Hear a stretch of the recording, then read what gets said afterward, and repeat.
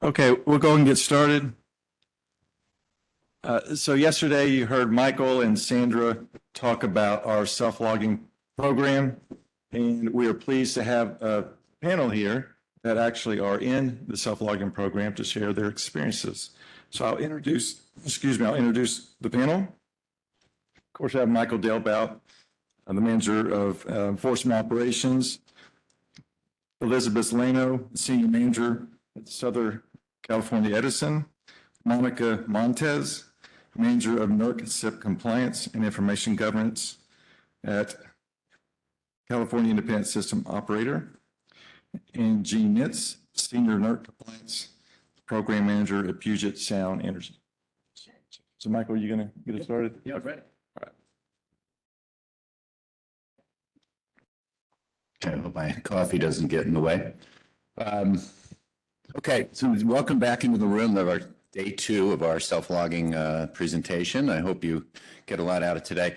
Once in a while, I make pop culture references and I forget that we're of a different generation. So I will ask anyone, who remembers when Bobby Brady got locked in the meat locker? And I'm kind of feeling like Bobby Brady right now, and like I'm hoping Sam the Butcher comes back in and warms this room up a little bit. Anyways, we'll go ahead and get started. So we're going to talk about self-logging again today. Just to recap, when we covered in the program yesterday, we were talking about, who it's for, how you get accepted. We came up again today, and the value of internal controls. So I'm glad to see that the people were listening. We're catching on and drawing these ideas together. Trying to get the other perspective on the program, because obviously you got the company line from me yesterday about the value of the program, but I wanted you to hear directly from some of the entities that have been involved in self-logging, and as Jimmy just introduced here, and I've arranged them in their geographical spacing on the coastline here from Seattle down to Los Angeles or Orange County. I don't know where the road. Yeah. So anyways, let's go over a few things today. So I guess I'll just go from Gene, from you over, if you don't mind, just going through your name and your company size and how long you've been in self-logging as a background. Yes, hello everyone. Gene Nitz, Puget Sound Energy NERC Compliance Program Manager, and I've been there about 2 years now. Puget Sound Energy is a combined gas and electric utility, and our service territory covers about 6,000 square miles, primarily in Western Washington.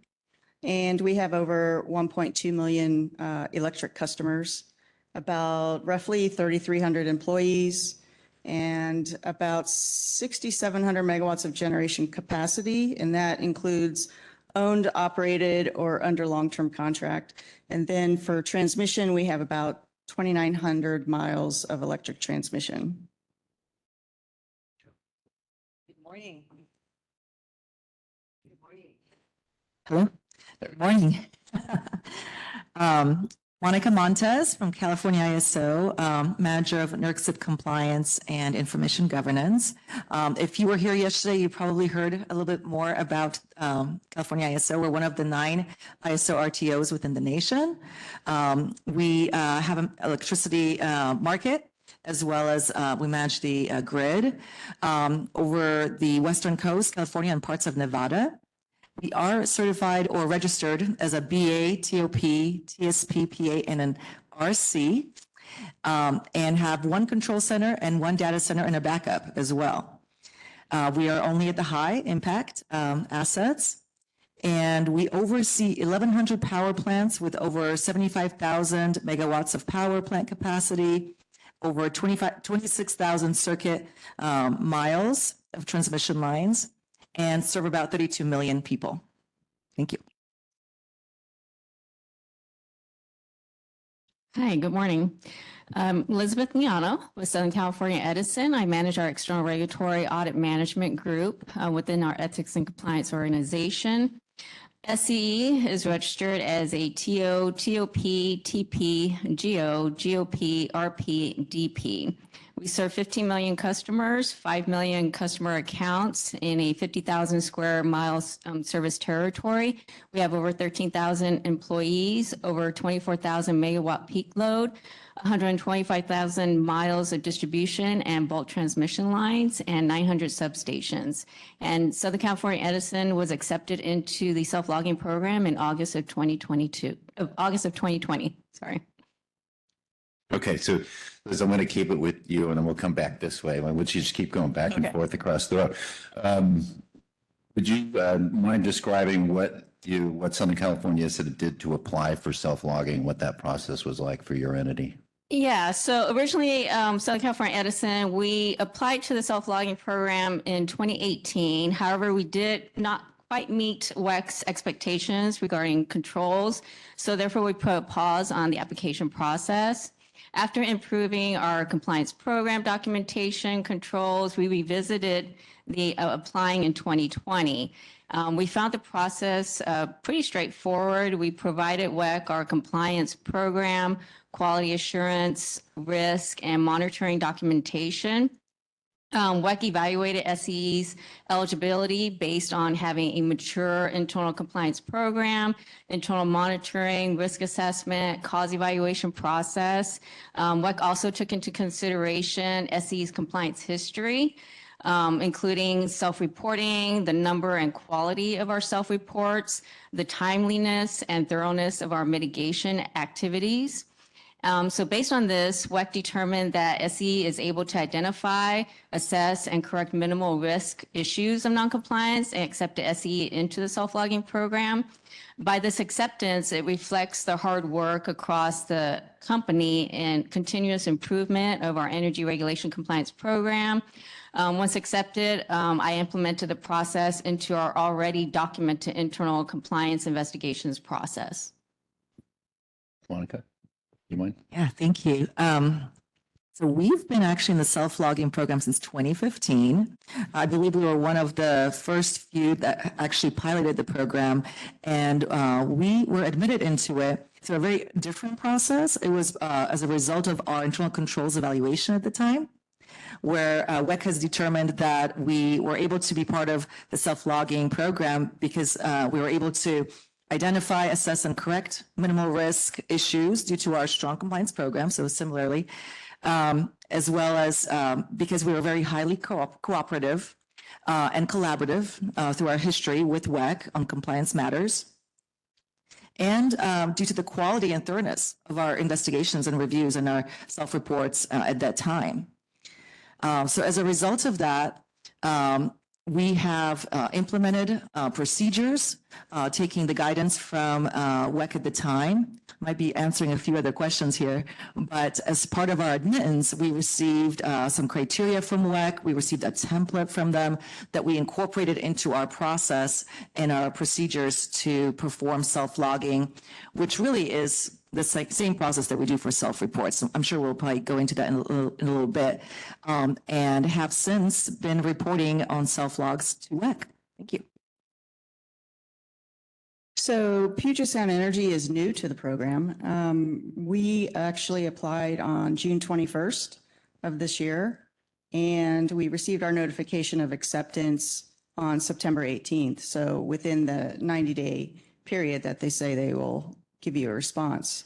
The application process was, if I could describe it in one word, it was simple.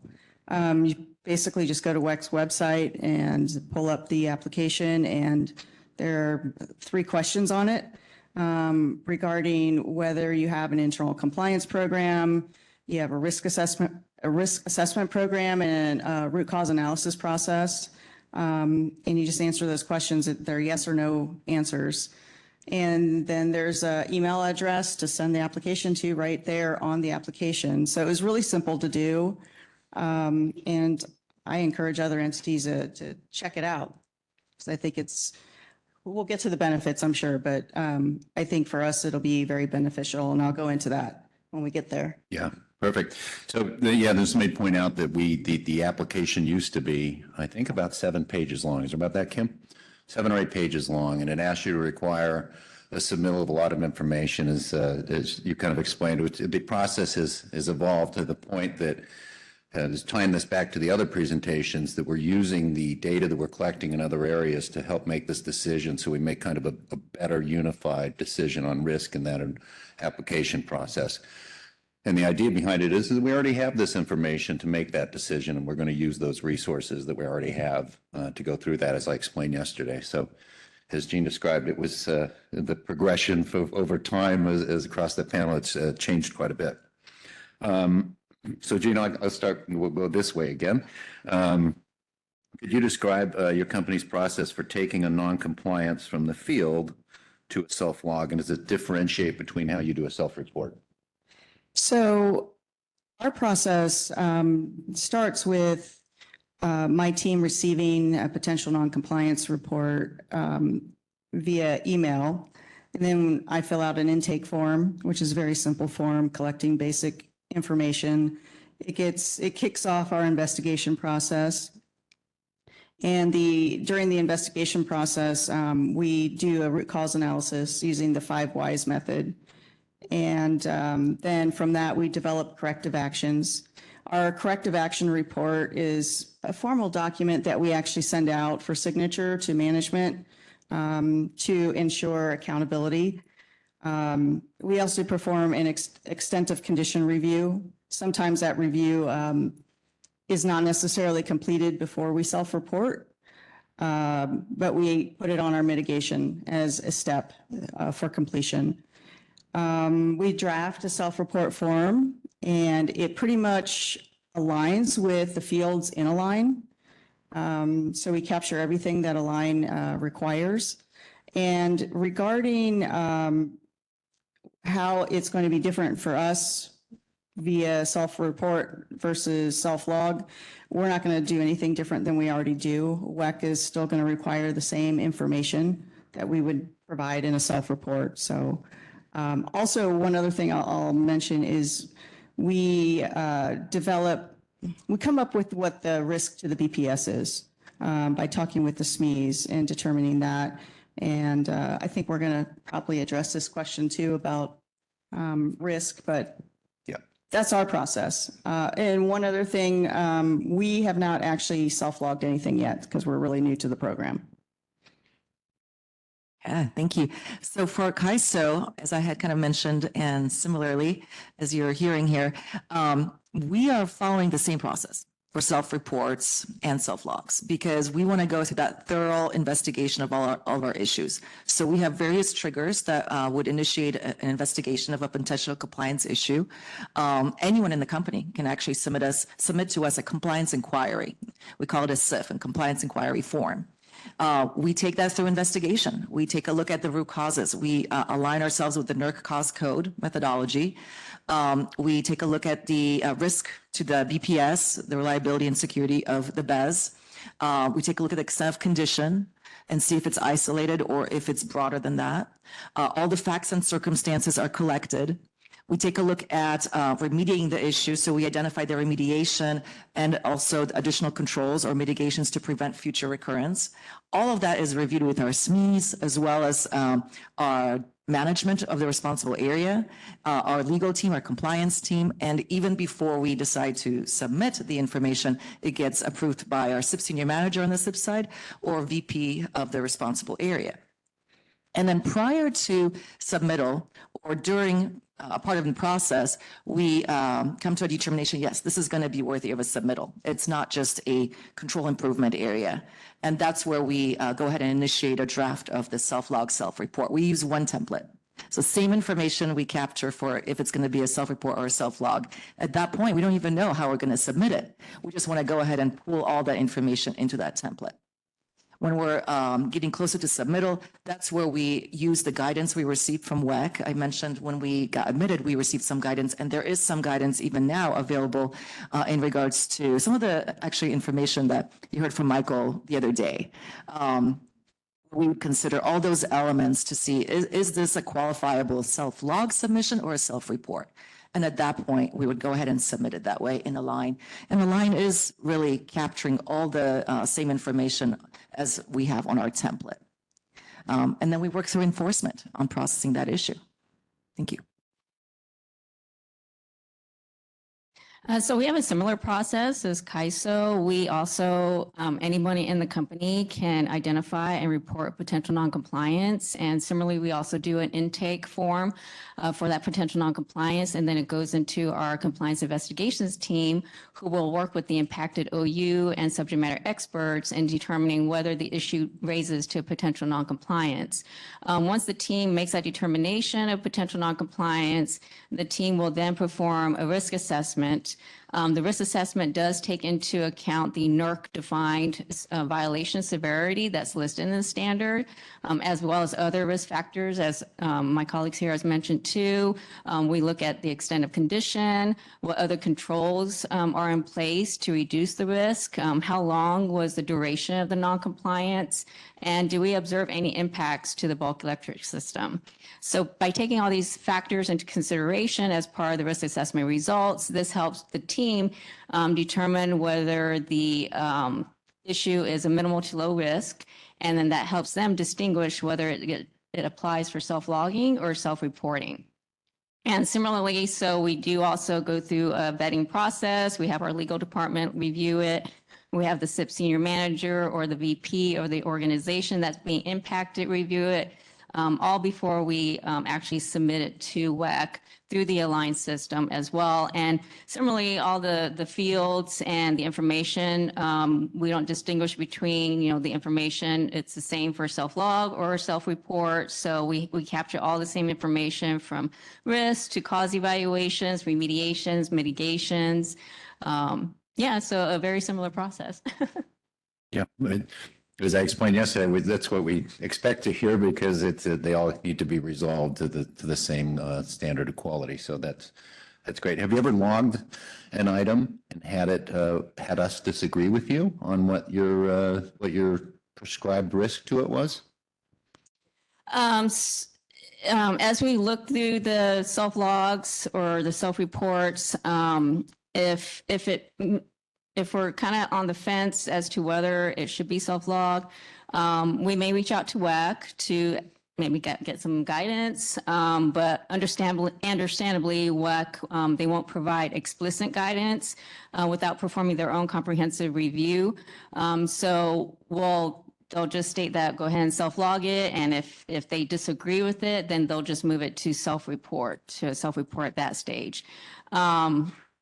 But as far as like any other, if the self-report, if we self-reported and they look at it differently, like, oh, well, maybe this could have been like a self-log, then we just, it just follows a similar situation where we would expect that the self-report will receive a compliance exception. Okay, so we have not had any instances where we self-logged an issue and it became a self-report, at least not to my knowledge or recollection. But we had the reverse happen where we've reported in some cases a self-report and it was converted to a self-log. And it was helpful to obtain additional insight from WECC at the time to understand, their analysis in regards to that conversion. And admittedly, I think the ISO, we were more conservative in applying that type of risk analysis on our issues, where we probably could have self-logged a lot more than we had. And I would just encourage WECC to maybe continue to provide that additional guidance in documentation and outreach to make sure that we're all leveraging the program to its fullest potential. So I think we did have maybe 3 or a few instances where it was converted to a self-log, became a compliance exception, and then we use that as precedent going forward in our reviews of those types of matters. So hopefully that helps. That helps a lot. Just would encourage getting additional guidance on that. Yeah, and Gene, I know you haven't filed anything, so this would be, we'll pass. Now for Liz and Monica, you used to do periodic filings. So that's one of the other changes we made to the programs. If you're not familiar, if you've heard this in the past, in the system we used before, it wasn't originally designed to allow for self-logging as one of the benefits of Align. It was written with the specific purpose of allowing self-logging as a feature within there so we can do it more easily. So we don't do periodic filings anymore, but how has that impacted you? Yeah, so Previously, as Michael had mentioned, if you guys recollect, some of you that might be part of the program, we were advised to do it on a 3-month or quarterly schedule using a spreadsheet where we would put our information, our self-log, lower risk information within that document and then upload it at that time to WebCDMS. Now that process has shifted to using that one form in NERC Align when submitting a self-log, using the same type of information that you would with a self-report. Although there might be a little bit of administrative burden in capturing that information from the beginning and inputting that into that template, into that Align system versus into a spreadsheet, because we use the same process of collecting that information, of obtaining all of that key information to go into our investigation from the root cause analysis, extent of condition, the risk, it really hasn't impacted us internally, that difference, so much as we just basically provide that on demand now. As that investigation concludes, we go ahead and provide it. In actuality, I would think that that's more efficient and effective process because WECC can start processing that information. Right. In fact, my understanding is that self-logs tend to be prioritized first because they're understood to be perhaps lower risk issues that can be processed quicker, that maybe don't require as much scrutiny. You know, there is a little bit of a understanding that we've done that analysis and now WECC would confirm that. So from that perspective, I think it's just a better, more effective and efficient process now. Yeah. Very similar ISO. Same thing before Align. We had to fill out the spreadsheet on a quarterly basis, submit it through WebCDMS. Yeah, we found with Align, there was very minimal impact to using Align. The process is now a lot much easier. We can submit, as Monica mentioned, when we're ready and we have all the information available, we can just submit it in Align. But we do have some recommendations as far as some of the fields in Align, so that may come up later as we talk about improvements. I would love to hear those. Okay, thank you. Oh, I forgot we had some.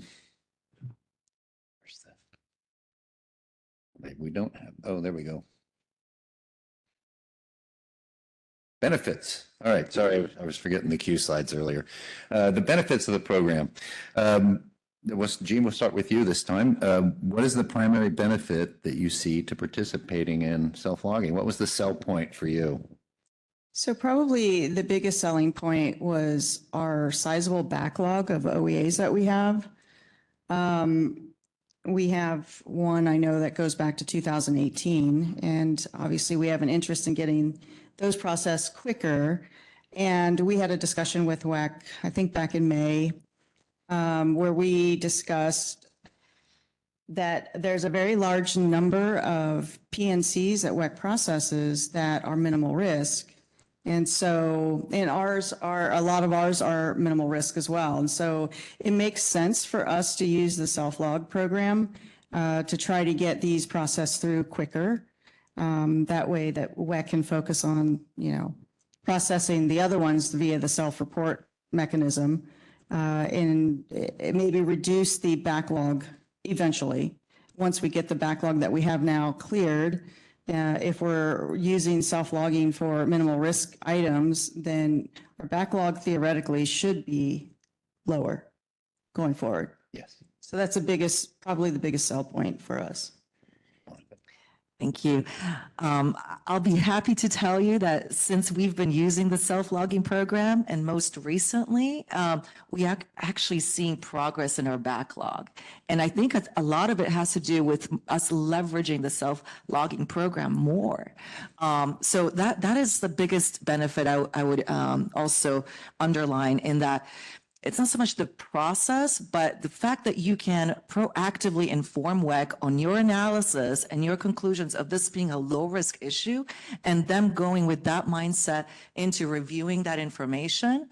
It will likely, more times than not, result in a compliance exception. And WECC can go ahead and, confirm your analysis. And that's the trend that we've seen. And of course, compliance exceptions are the most favorable dispositions out there. No sanctions, no penalties, no violation history. So, it's just for us that is the biggest and, huge benefit for us to provide that proactive conclusion and our analysis to WECC to start their processing. Very similar. We also see the benefits of the self-logging program from a company perspective, that we're viewed as a high-performing company, streamlining oversight, mitigating activities. But yeah, initially when we started the program with WECC, we were seeing the response timing of our self-log issues in a timely manner, providing timely feedback, getting feedback from WECC in a timely manner, and then dispositioning the issues quicker as compliance exceptions. We also view the program, another benefit of the program is that it helps provide Edison and WECC on how to gauge what issues have minimal impacts to the bulk electric system. So we hope to continue seeing, the backlog of issues being addressed and seeing this program. We think there's great potential with the program to help address any of the backlog issues and future potential noncompliances being self-logged. Thank you. And Michael, if I can follow up, the other piece that's part of that, right? So as you kind of go through that practice and continue that behavior, that shows your strong self-monitoring and risk assessment processes within your entity, and really gives you a really good mark with WECC as well, because it's kind of promotes your reputation of knowing, your controls, being aware of them, self-monitoring them, your culture of compliance. So, you can't get enough of that. Perfect. Thank you. Any negatives to share about self-logging so far? I mean, or is this with the recommendation sections? I think you called it, Liz. Would it be a nicer way to say it? But yeah, please. Not like bad negatives. Just lately, it's just due to work personnel turnover. So we're seeing a slower response with some of our self-log issues in the past year or so. So and not able to get timely feedback as well on the self-log. So we would just like to be able to see those get dispositioned quicker. But we do understand with the personnel turnover. Yeah. Okay. Thank you. Yeah. I don't really have any negatives. I would just maybe encourage WECC to keep providing this outreach, providing some codified guidelines further beyond what's already available. I know we're all learning together. I'm sure WECC is also getting additional insight. And so that just continued guidance would be very helpful for us to continue leveraging more and more this program. So that would be my biggest feedback. I'll get back to that. I'll use that to my advantage just a second. Gene, anything? Oh, I guess not yet, right? Okay. Okay, so I was going to ask you, if you were asked at the bar tonight what you would tell someone about self-logging, if you're being truthful. Based on the early attendance today, I'll change that. If somebody had asked you last night when everybody was at the bars what you thought about self-logging, would you say it was worth the effort? Well, we haven't participated in it yet, but I definitely think it's going to be worth the effort for us. One other thing, and I'll just go ahead and add another benefit that I see for PSE is we are an organization where we actually estimate penalties, and we set aside loss reserves for all of our open enforcement actions. And with us being accepted into the self-logging program, that gives me a little bit more what do I want to say, support in going to management and saying, anything that we self-log theoretically is minimal risk, therefore should be processed as a compliance exception. Why should we spend our time trying to estimate penalties for something that's probably going to end up with none anyway? So that's another big benefit that I see for the program. In my discussions with various entities, I haven't found too many entities who actually set aside loss reserves, but that I just wanted to mention that in case there were any. Yeah. We do set aside loss reserves and work with, because we have to report on them to our financial auditors. So that is another benefit. Absolutely. We have those conversations with legal about, hey, we've self-logged these items, and that goes into consideration for that. So I would agree that that's helpful. But at the bar today or any day, I would probably say This afternoon. this afternoon, right after the, I would probably say just kind of what I said before, is a huge benefit in proactively providing your risk assessment on these lower risk issues to WECC to start processing those with that, consideration in mind. I mean, you can't, I think get any better than that. For them to start looking at these at the same conclusion that you are and potentially dispositioning them with the most favorable disposition there, I mean, that is the biggest benefit. I'll agree with Monica. Yes, same here. If you ask me, it is worth the effort, looking at, seeing what minimal risk issues we have, and then just having that dialogue with WECC, having that feedback loop with them in discussing these, making sure we're all on the same page. So yeah, I think it is worth the effort. And like I said, it has great potential. Perfect. Thank you. Now I will expand a little bit on, Monica, what you said about doing this outreach and reaching out this way. So the next leg of this self-logging and this, I guess, this investment that we're trying to make into making this enforcement process work for minimal risk is we're going to expand our training program around the enforcement. I mentioned something about this yesterday, but if you're planning on coming to the workshop, the spring workshop in 2024, and the dates and location will be, I think, shared a little bit later on, so I'm jumping ahead a little bit. But on the Monday, because we always start these on Tuesday, on the Monday before that workshop in the WECC offices in Salt Lake City, we're going to have an all-day training. It's not just for self-logging entities. It is self-logging training. But as I mentioned yesterday, the requirements for self-log minimal risk and self-reported minimal risk are exactly the same. So there's something in this for everyone.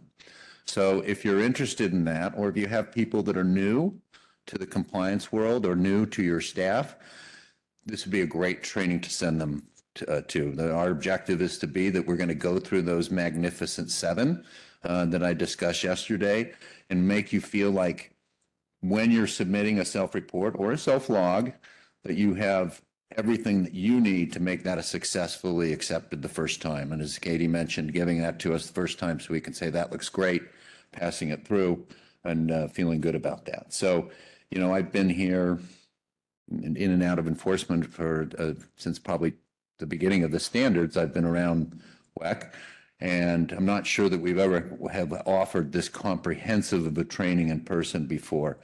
And so we're really kind of hoping that this makes a difference for all of you. We've certainly experienced, as was mentioned here on the panel, some turnover ourselves, and we realize the need for training to make sure that these new people coming in are quickly contributing and feeling competent in their new jobs. So we wanted to make sure that we, saw that transparent need happened on your side too, and share what we do and help you be competent then. So with that, I'll open it up to questions. That's the last of my slides. And we're well ahead of schedule. Jean, yeah. I was wondering if I could add something. Please. So as a recently accepted entity into the program, we were accepted for O&P, but not for SIP.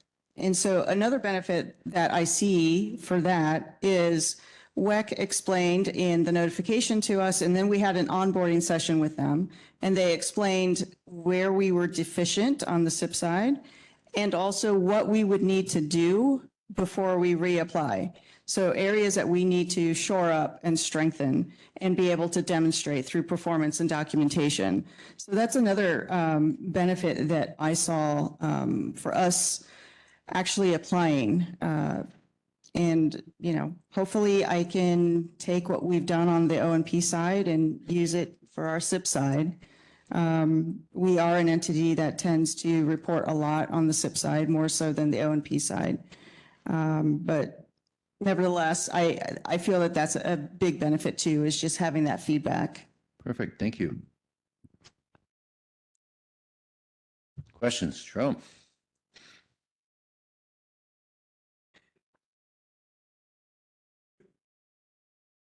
I don't think it's on. Maybe it's his.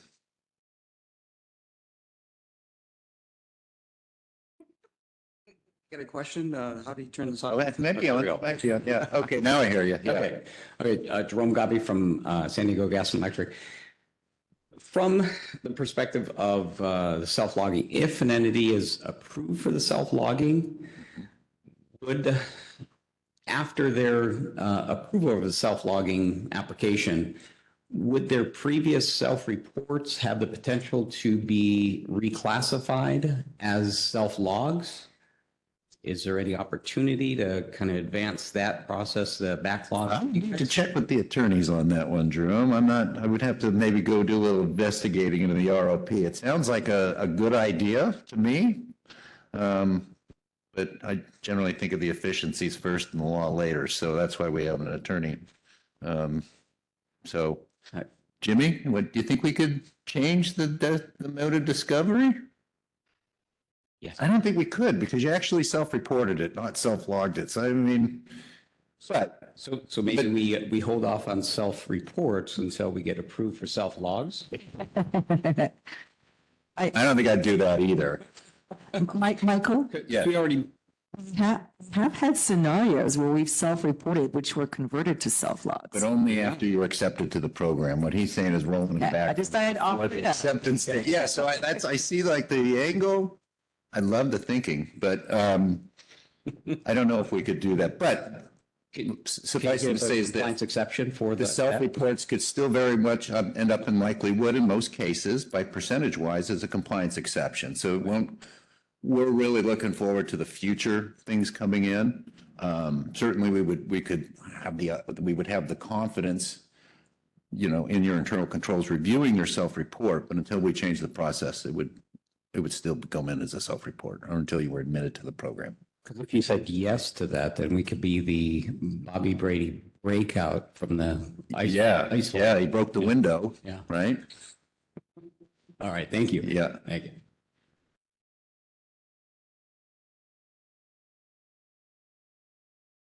Hi there, Michael. Hey, Mike, how you doing? Marty Hosfer with NCPA. So I like your offer of training, so I think we'll capitalize on that. Good. But I had a couple, yesterday you mentioned something too, and fortunately, we don't have a lot to self-report and we don't probably need to self-log, but I am interested in the program because you never know what. You never know. You never know. But you mentioned yesterday that if you had an audit coming up and you couldn't self-log, or I thought that's what you said, maybe I heard wrong. You couldn't self-log or self-report something, but the reason why I'm concerned about that is because my understanding is to find it, fix it, track it, you actually don't self-report until after you've fixed the problem, where you've found out a resolution to it. Is that correct? Well, all I was trying to get at yesterday is that if it's in scope after your audit letter is sent, then it's an audit finding. If Okay.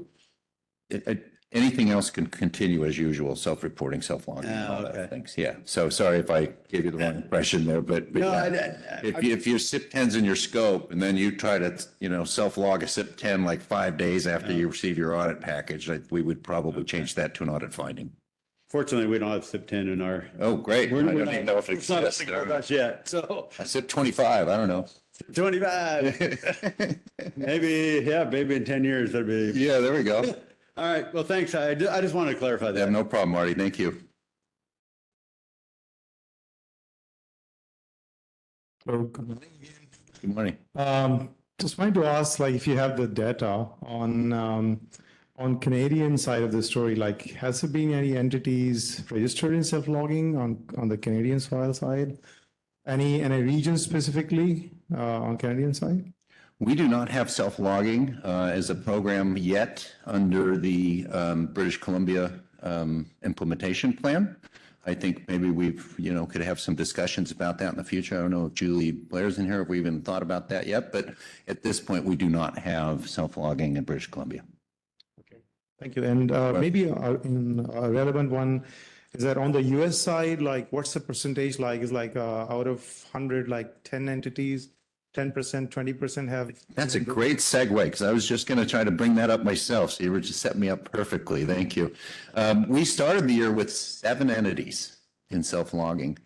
I I think we're up to 11 or 12 as I stand here today, and we have enough applications to get us up to 14 or 15, 5 in the queue right now, right?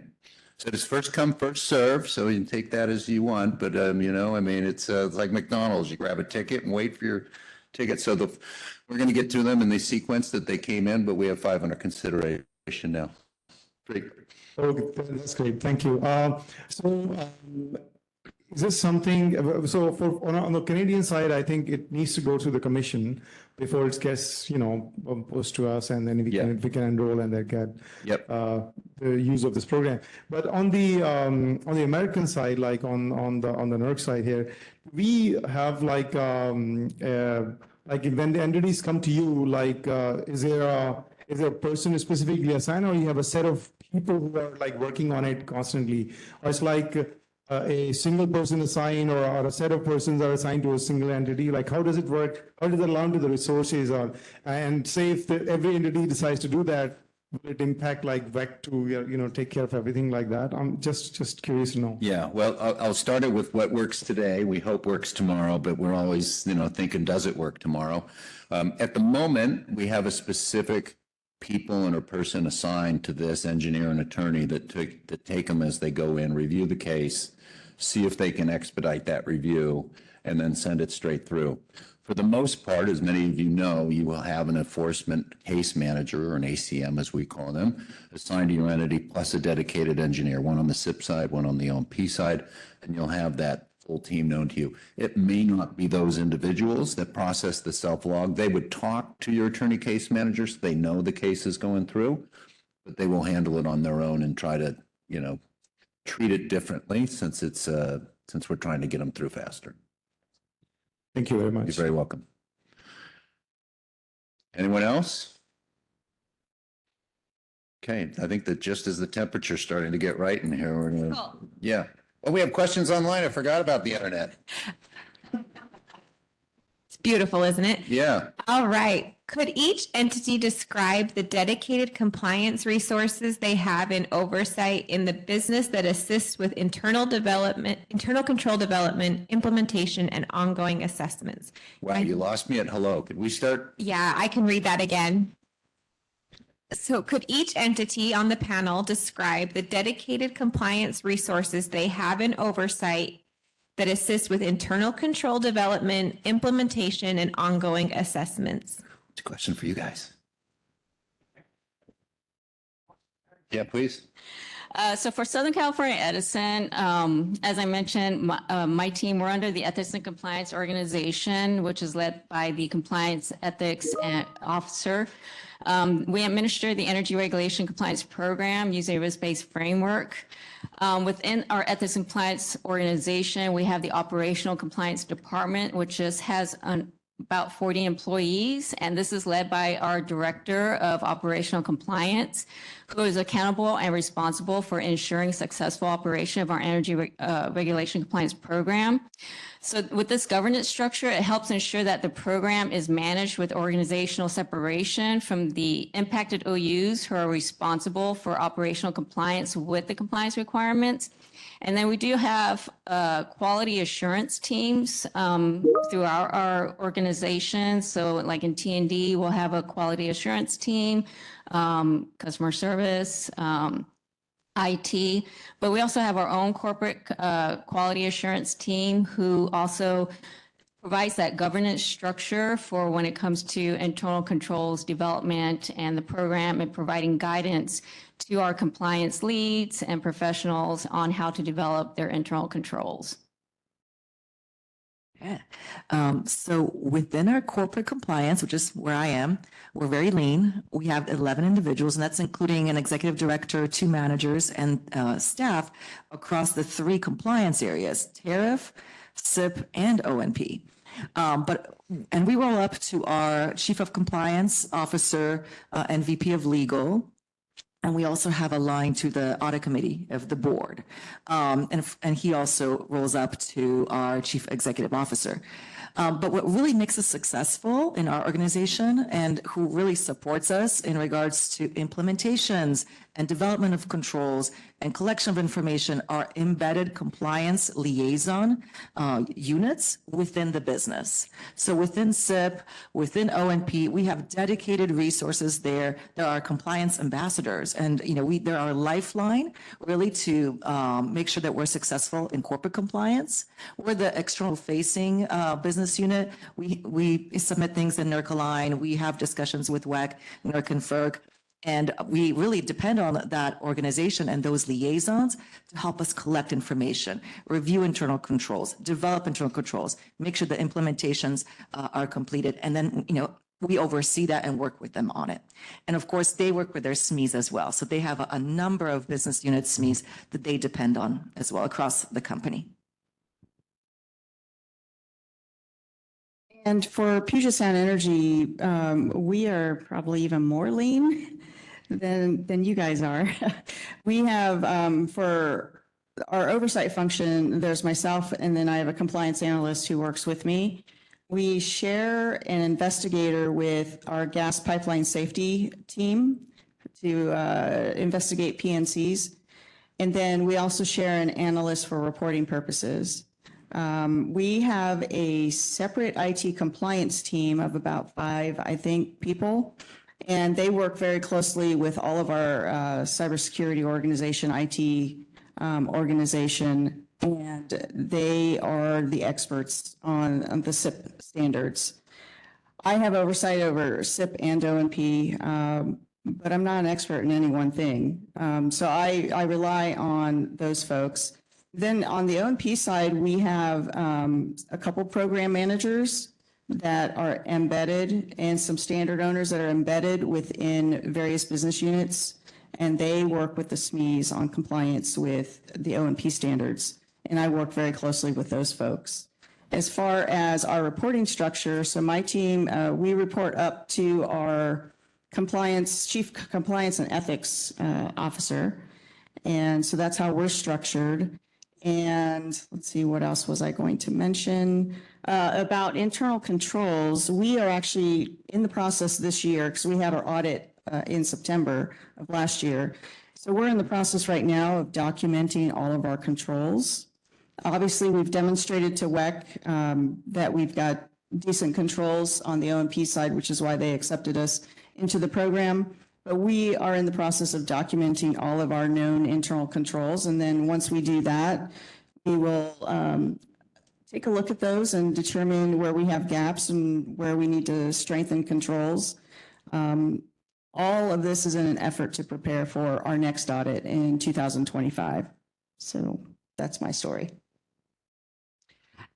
In this new application process, were there a lot of follow-up RFIs after submitting your application, or what does that process look like? I can answer that. So once we submitted the application, I didn't hear anything except from Michael, who said I made his day when he saw my application come over. So that was really the only communication that we had back prior to getting our official notification of our acceptance into the program. So there wasn't any further request for information. And I took that as, since we do self-report fairly frequently, we have a robust program for doing that WECC had seen a number of our controls through our open enforcement actions and obviously through the RFI process for those, and they felt very comfortable. Same with the SIP side. They didn't feel very comfortable with what we have going on that side, which I totally understand. So, but that was it. We didn't hear anything else prior to that official notice. Okay, a couple more just came in. Considering the level of effort for a self-log or a self-report is the same for an entity, why not self-report everything? Does a self-log take precedence over a self-report with enforcement? Yeah, I think I can answer that. And going back to yesterday's presentation, The self-logging application or the candidate review process gives us the confidence in your internal controls program to know that you can find, correct, and, do all the three parts of the internal controls that you need to do. And that we have that confidence based on our deeper review that we can pass those through without a more thorough examination, if you will. Going back to my TSA pre-example, that we're more comfortable accepting that risk, that you've managed that minimal risk compliance going forward. We don't necessarily have that confidence in every entity. I mean, that is earned to some extent through being a good participant, standing up these programs. There is work required on your end. It's not just a matter of us giving you a stamp of approval that says, oh, we'll let you pass these things through. You have to undergo that deeper review and prove that your internal controls are capable of managing these minimal risk things by yourself. So that's that's why we don't do it for everyone. Okay. Back to And FERC requires it too. that's a good to know. Yeah. Back to our panelists, could you describe the type or types of computer applications you are using to track your internal controls? Okay, well, so this is going to be a little bit of a preview. I know we have a GRC presentation coming up on the WECC part of the day, but we do use a tool. We use RSA Archer, which is our GRC tool, which holds our inventory of internal controls. It also manages our change management of controls. And this year we're actually piloting right now a periodic review of those controls, all of them on a risk-based basis, from 3 to 1 year periodicity, and even every 6 months if it's very high. So that's really what we leverage. And outside of that, we collaborate with our business units. We have discussions. We pull that into our standards development and implementation process to make sure we have internal controls developed for those activities. But that's the main tool we use. So similar, we use an SAP GRC tool for internal controls tracking, and same thing with change management as well.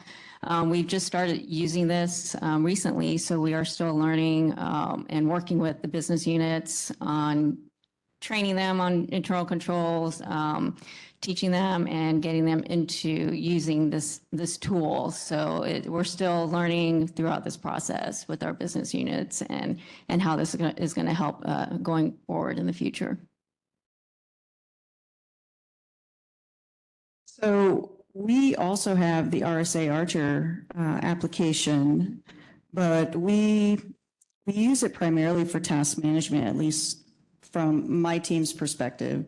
So we put in our mitigation action items in there to ensure that we're tracking those and making sure they're getting done when they said they could get them done. So we use it for that. And then I know we have business units who are also using RSA Archer. Since we are going through the exercise of documenting our internal controls, we are looking and evaluating various software applications to determine what we want to use going forward. So initially, to collect all the information, we're pretty much going to use Excel to put them in there and then determine what application we want to use going forward. So I'm looking forward to the conversation on GRC tools later on. So Thank you. I have one final question from the audience, our virtual audience. It says, is it correct to say that self-logging is actually the entity asking for confirmation on something that was identified by the entity? And if that's the case, how critical is it before self-reporting, they as an entity just aren't sure how that relates? Can you describe that? Give some clarity on that, Michael? I'm also a little Read it again. confused. Okay. So maybe just what I got out of it, and then you tell me, Melly, if you think I've correctly described it. I think what the person is asking is, are we just verifying the entity's findings?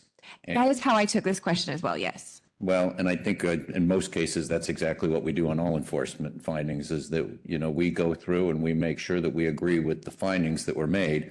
At the end of the day, the root cause, the extent of condition all have to be performed by the registered entity. And then we're going to evaluate whether it sounds, you know, reasonable or not.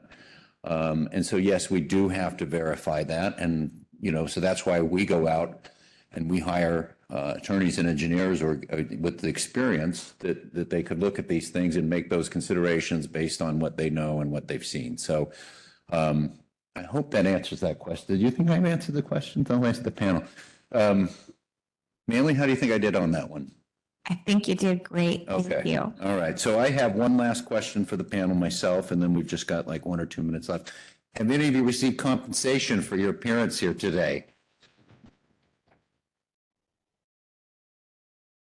No. Okay. No. And that's another no from me. Okay. Well, yeah. So if you thought they got a get out of jail free card or something like, hey, we'll just wave these 3 through, you know, nothing like that happened. This was all honest testimony. So one last question, anyone? No one? Going once, twice, 3 times? All right. Steve? Yeah. Just want to take the opportunity to, You want to come up here? well, I don't know, is this working? Now it's Yeah, working? it is now. Okay. No, I just want to take the opportunity to highlight that, you know, this is a priority of ours. Some of the questions I heard, you know, I want to make the distinction that the high bar that the entities have demonstrated that have gotten into self-logging is a testament to the maturity of their programs. You know, I view it as something that hopefully they use as a badge of honor in terms of discussions with their management. It's not just something that we opt into or that you opt into. Where the benefit comes and the efficiencies flow is that you've been able to demonstrate through those Magnificent Seven your capacity as an entity to do that work yourself in a manner that we would do it or evaluate it ourselves. And that's where that trust and partnership comes, is that we're able to process self-logged noncompliance faster because we have the confirmation and trust and knowledge about each of those entities that they have a really high level, high maturity capacity to do that work. And we only have 11 people out of 400 plus US entities that are part of self-logging. I don't know what the right number is. I don't know if it's 10% or 20%, but we do want to have more people. And so we're hopeful, and I hope that you heard through this, that part of it is this reward and payoff for investment in your program, in your controls, in the performance. So, you know, I'm really happy that you're all able to share that, but I just wanted to share that's kind of how we're thinking about this. And so we've built that into our view toward next year too, to try to increase and enhance the number of applicants for this. But you do need to be ready. You can't just opt in. And so take a look at the application, take a look at your programs. We're happy to work with folks to see where you're at and to get you there too. But you know, I just really think it's something that's going to help increase efficiency and processing. The more people that we're able to have that confirmation about their capacity that's operating at this very high level, the faster we're going to be able to process those non-compliances, and that's going to benefit everybody. So thanks to the Well panel. said, Steve. Thank you. So I think we're going to hand it back over to Jimmy, introduce our next presenter. Or you have a question for me, sir? I was going to add something. Okay. Okay. Yeah, sometimes we'll get reports, whether self-logged or regular self-reports, out of abundance of caution. And we're certainly not discouraging folks to self-report, but if you're not sure, sometimes it could be a 30-minute phone call. We urge you to get with the team because we can resolve it on the front end, and it doesn't need to be self-reported, then that'll probably save us a good 10 hours or so. So I just wanted to throw that out there. I do want to reemphasize Michael's point where we don't retroactively apply a self-log. You know, the key is getting into the program. At that point, it could be a self-log, but we wouldn't apply self-reports prior to that time period. That's all I have. Okay, thank you. Okay, Deb? Yep. Okay, thank you. Thank you.